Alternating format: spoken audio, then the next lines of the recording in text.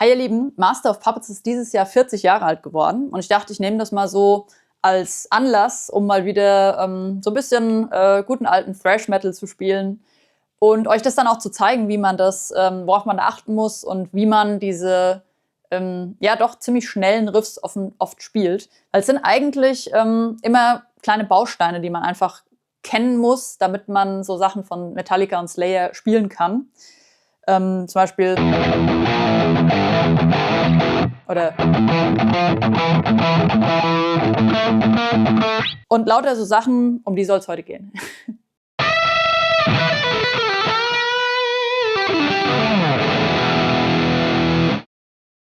Der erste Punkt sind erstmal so der offensichtlichste Downstrokes. Also die Downstrokes müssen auf jeden Fall auf so gut wie allen Tempi gut klappen.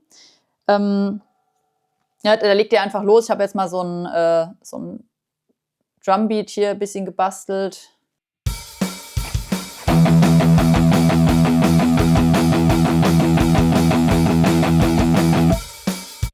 Dabei versuchen, möglichst nicht zu verkrampfen, also die Hand ganz locker halten. Wenn ihr ein bisschen verkrampft, dann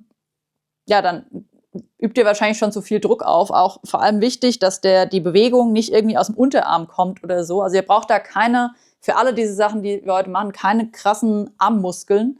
Habe ich auch nicht. Vielleicht kann es helfen, ich weiß es nicht, aber dass man die ja noch entspannter machen kann oder so. Aber das versucht einfach mal so als Grundübung 1 Minute durchzuhalten, zum Metronom zum Beispiel.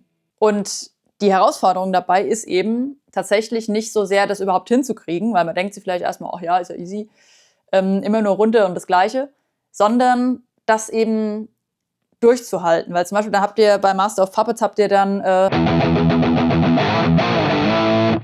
und da müsst ihr das über eine ganz schön lange Zeit einfach aushalten.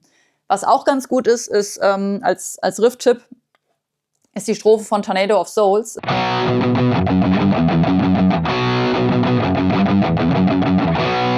Und jetzt können wir schon mal auf ganz einfache Sachen achten, die euch auch bei den ganzen anderen Übungen dann sehr, sehr zugutekommen werden.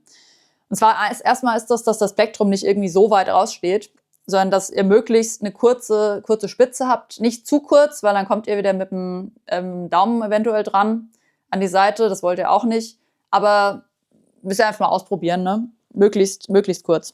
So, also wir haben Downstrokes als eine der wichtigsten Grundlagen oder die wichtigste Grundlage. Und diese Downstrokes werden jetzt oft variiert durch Sechzehntel. Sechzehntel, wisst ihr, sind doppelt so schnell einfach wie Achtel. Und diese Sechzehntel kann man egal wo einbauen. Also zum Beispiel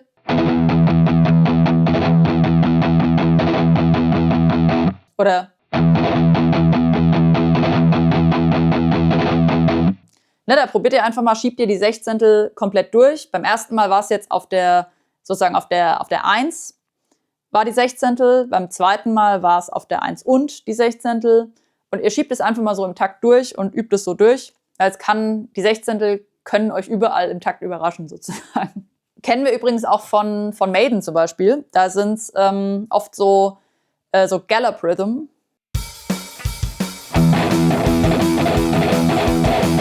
Oder auch andersrum. Und das Coole ist, wenn ihr mal eine Pause von diesem Dum Dum Dum braucht, dann baut ihr einfach einen Powerchord ein, dann habt ihr vielleicht schon ein cooles Riff.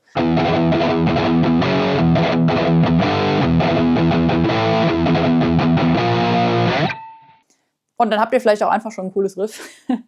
Und ihr müsst eben nicht die ganze Zeit da durchackern, weil also auch bei Metallica und so weiter werden so Riffs immer wieder von einzelnen Powerchords unterbrochen. Und das Wichtige ist, fühlt immer auf eine bestimmte Zählzeit. Also zum Beispiel, dass ihr immer auf die 1, die 2, die 3, die 4 und so weiter sozusagen euren Impuls gebt. Weil dieser Impuls, der ist ganz, ganz wichtig. Da, da, da, da, da, da, da. Und nur da, wo ich da sage, da ist wirklich mein Impuls. Das andere, das funktioniert einfach automatisch. Das ist einfach eine antrainierte Bewegung und zum Beispiel James Hetfield, das ist wahrscheinlich der Mensch, bei dem es am besten antrainiert ist, der kann gar nicht mehr anders. Also drum, drum, drum. Und ich habe immer so ein Kombi-Riff sozusagen, mit dem man dieses Attack, ohne jetzt auf die lange Strecke zu gehen, ziemlich gut üben kann. Das ist zum Beispiel sowas.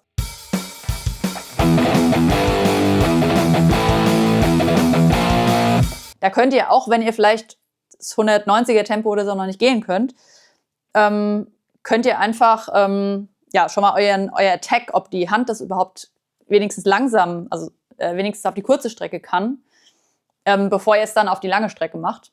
Und wichtig dabei eben, dass ihr euch nicht irgendwo zwischendrin verhakt. Auch deswegen wieder wichtig, dass ihr das Plektrum nicht zu weit ausstehen lasst. Und ein Tipp, den ich da an Riffs habe, ist auf jeden Fall von Metallica Battery. Weil da habt ihr erst dieses Brrm, Brrm, Galopp und dann habt ihr immer diesen Chord, der sich verschiebt. Und so weiter. Und das langsam üben und irgendwann steigern, das schult es unheimlich. Dann nächste Metal Rhythm Baustelle sozusagen ist so ein Master of Puppets artiges Riff. Der Master of Puppets ist über 2 Seiten und am besten nur Downstrokes. Und immer so weiter. Könnt ihr natürlich auch übertragen auf alles mögliche andere. Was übrigens auch cool ist, ich habe das am Anfang immer, als ich es noch nicht nur mit Downstrokes spielen konnte und aber unbedingt zum Originalsong dazu spielen wollte, zum Originaltempo, habe ich es immer als Alternate Picking gemacht. Ist auch eine coole Übung.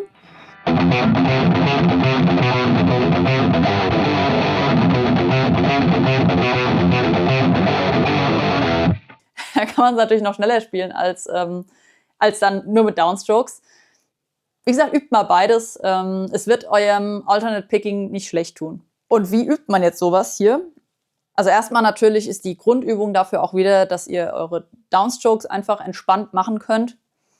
Und dann könnt ihr ja erstmal diesen Wechsel, also dieser Seitenwechsel ist ja eigentlich das Schwierige daran auch, abgesehen vom Tempo und vom Downpicking und von allem eigentlich.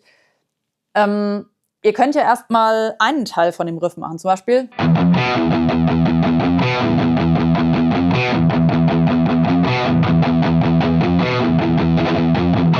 Geht, jetzt habe ich gerade wieder ein Sechzehntel zum Beispiel eingebaut.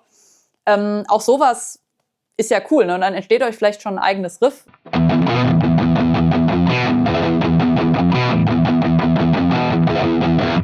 Ja, so irgendwie. Und schon ist ein neues Riff geboren. Womit ihr jetzt auch sehr, sehr gut üben könnt, was quasi die gleiche Sache ist The Number of the Beast von Iron Maiden. Ne, und so weiter. Da sind halt noch ein bisschen mehr Power Chords eingebaut. Auch das super gut, um genau das zu üben. Und natürlich könnt ihr das auch mal probieren, einfach eine Seite zu überspringen. Also zum Beispiel.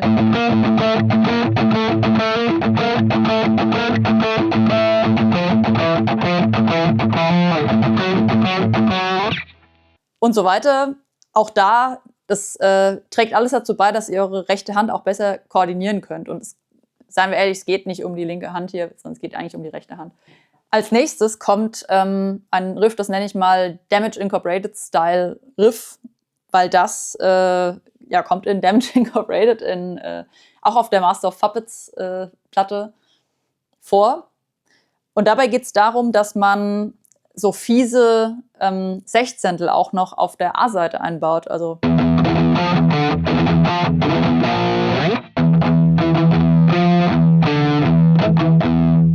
das Fiese ist dabei, dass man direkt nach diesen Sechzehnteln dann die beiden Seiten überspringen muss und beziehungsweise durch den letzten Schlag auf die Sechzehntel hier ja nach oben geht und dann muss man danach wieder einen Downstroke machen. Das heißt, man muss sich zwischen diesem Sechzehntel, Achtel so ein bisschen koordinieren. Das würde ich am besten erstmal so üben, dass ihr die Hand hier dämpft und dann macht ihr einfach mal die Bewegung, die ihr braucht. Also, ne, völlig ohne Noten. Erstmal, das ist die Grundübung. Und wenn ihr diese Bewegung drin habt, wie gesagt, es geht immer wieder darum, Bewegungen einfach in die Hand reinzukriegen, dass die Hand quasi nicht mehr anders kann, als es so zu tun. Weil ihr solltet nämlich möglichst nur einen Impuls senden. Also dieses das sind bei mir nicht 3 Schläge, das ist ein Schlag. Das ist, ich denke im Prinzip nur den hier. Nur den ersten und die passieren einfach mit, weil meine Hand das gewöhnt ist. Und jetzt kommen wir so zur absoluten Thrash Speed-Disziplinen und das sind diese Sechzehntel Riffgewitte. Also zum Beispiel so.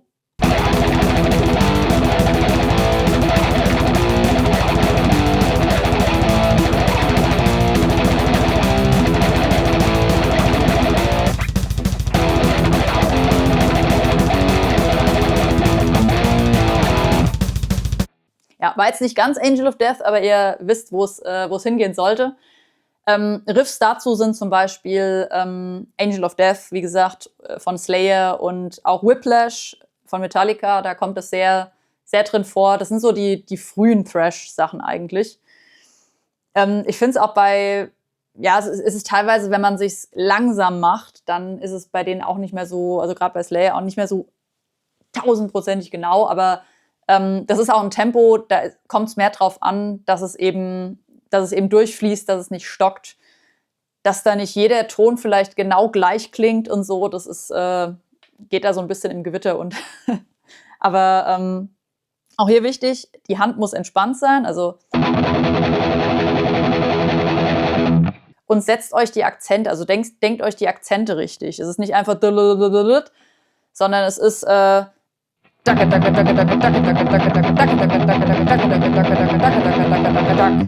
und da lasst ihr euch am besten von den Drums leiten. Wie gesagt, das passiert alles ziemlich schnell. Das kann man auch ehrlich gesagt nicht so richtig praktisch sinnvoll in langsamem Tempo üben, weil es hier wirklich nur darum geht, schnell zu spielen. Die Hand einfach so schnell wie möglich zu bewegen und aber dabei eben entspannt bleiben.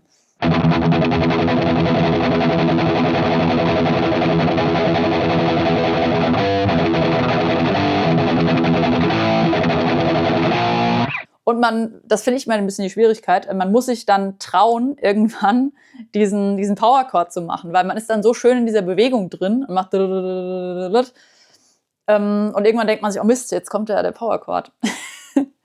Und das zu trainieren, das ist eben hier besonders wichtig. Wir hatten vorhin gesagt, ein Power-Chord macht immer diese Sache ein bisschen entspannter und man kann mal ein bisschen durchatmen.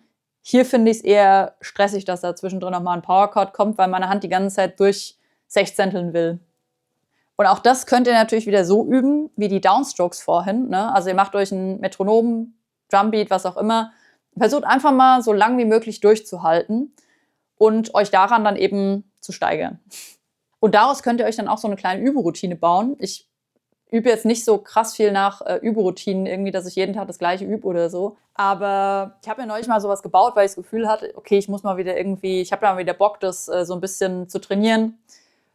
Und ich habe erstmal mir irgendwie 5 Minuten Downstrokes und dann immer so ein Arbeitstempo, also auf dem es ziemlich rund läuft und sehr unangestrengt.